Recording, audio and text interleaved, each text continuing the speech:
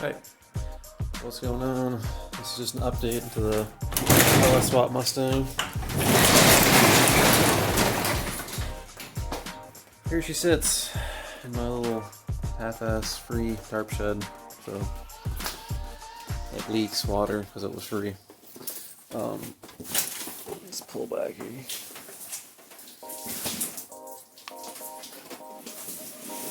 Here she be. It's got 2010 Camaro headers, and it just barely water leaking. You can kind of see right there. Right there. The header, there's like not even a finger width right there from the collector to the steering shaft. And then I still have to make the full exhaust. Oh yeah, another thing too. I put this stupid tubular K-member? Or K-frame? I think K-frame, I'm not sure. I'll call it K-member. In, they didn't tell me that you have to pull the springs out, so I had to run coilovers, which kind of sucks. So, that's pretty cool. Got that. I'm not gonna touch that anymore today though. And then, so I got a full exhaust for it, which I ordered the 4.6 exhaust for it, thinking that like the bolts would be there maybe. Sorry, the bolts might be there for the like the exhaust hangers, but they're not. There's just nothing there, so I'm thinking I'm just gonna run like the exhaust just like out like in front of the tires, just for easiness wise. So got that, and here's the wiring harness. I went through it all and got all the wires figured out and stuff.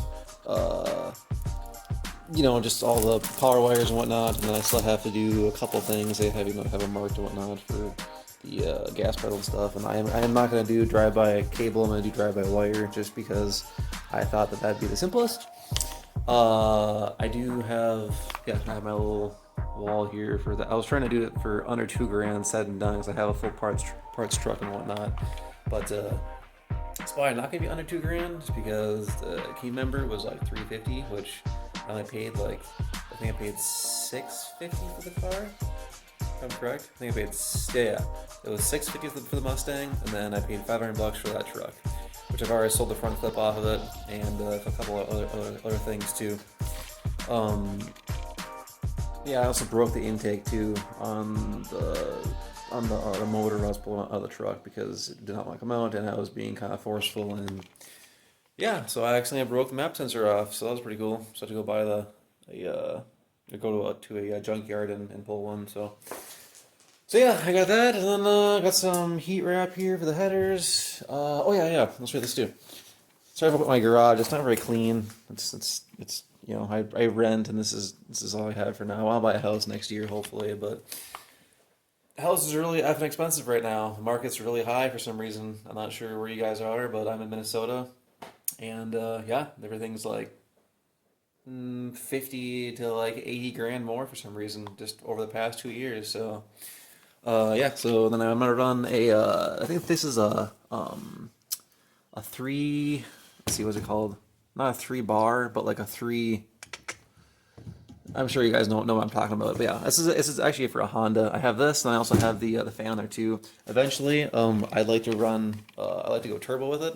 So my thinking was, you know, have more room in the engine bay, you know, for a turbo. So I think we'll just run like a eBay, like a GT45, and then there's like no room though in the engine bay. There's like one spot to run the 3-inch downpipe, which I think it's 3-inch on the GT45. I'm not 100% sure. I have to look, but I'm pretty sure.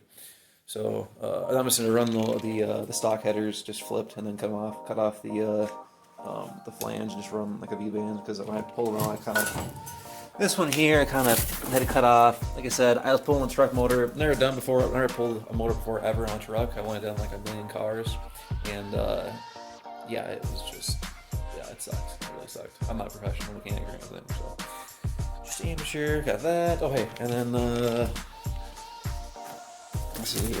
What's in this box? Oh yeah, this is the fuel pressure regulator. This is I'll just put the box for you. Sorry about the sloppy videos. This is like my first video on my phone. I have this like mount thing for it. So this is just like the Corvette style one. So it has you know, a feed return, and then it has the out that goes into the rail, and then it's regulated at like 58 psi if I'm correct. I'm not 100% sure on the psi, but that's just what I think I seen. Oh yeah, and then I have just a little 90-degree and fitting in there because I gotta run a bulkhead, I think it's called, but like a return line setup. Oh yeah, then there's flanges first so I can make my exhaust. And I did order a Walbro. What's this? Oh, that's just for the pump. Yeah, okay. I did order a Walbro 450, just so that, you know, just one and done. So I don't have to, you know, go bigger in the future. It's just boom, Walbro 450, call it a day, you know. And then also, it's kind of, I'm not really sure what I'm gonna do yet because, so the Mustang, you know, let's see here, it's a returnless. I'm sorry, yeah. This fuel setup is a non-returnless setup, so that's why you have to run this regulator right here. And the Mustang also is a no return line setup, but the fuel pump, the amperage or voltage is. Oops. Okay. So the voltage that goes to the fuel pump varies depending on the fuel pressure that's needed, if I'm correct. I was thinking about just putting the Walbro in there, running the regulator, and then trying to start it and seeing if maybe the fuel pump from Mustang will just kind of work. Not the fuel pump, but like the wiring for it. If not, I'll just run a hot wire, and then I ordered it's in the house, a fuse box for the you know, the whole harness pretty much, and there is a fuel pump relay in that fuse box that I'll just run. So I'll just run a wire to the fuel, or like a main power wire to the fuel pump, so that I can bypass the whole ignition wiring for the fuel pump from Mustang. So it'll just be one constant flow from the Walbro to the regulator. So this really gross out. This is kind of just like an update video. Just go ahead and pull off in 2 people who are interested in this. So this is just kind of like a project that I've always wanted to get into because I've, you know, turboed quite a few Hondas, and I've had a couple, you know, I had an SRT4 and that was, you know, not bad. I just want something that'd be cheap and reliable. You'd think, you know, like well, just for now I'm just running all motor, so I figured you take a, you know, a stock motor and tranny out of a truck and put it in a car. It just weighs less, and there's, you know, just as much power that it was, you know, it was in the truck. You're just basically cutting down on weight pretty much. So it should be kind of quick. Hopefully it will be reliable, and in the future I want to turbo it. Depending on the parts I use, I suppose it'll be reliable / not reliable, depending on if it's like professionally tuned. I don't know. Yeah, I mean, hopefully it all works out. So my goal is to, you know, hopefully get some more videos put out eventually.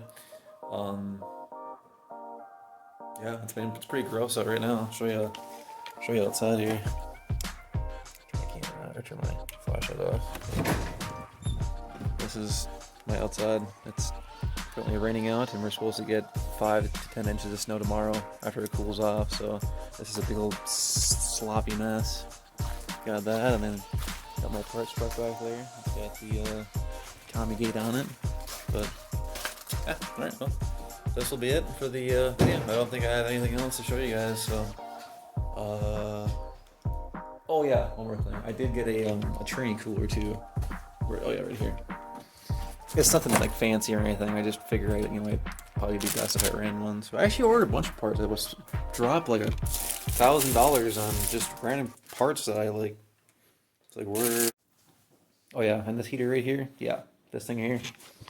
That's like your best friend.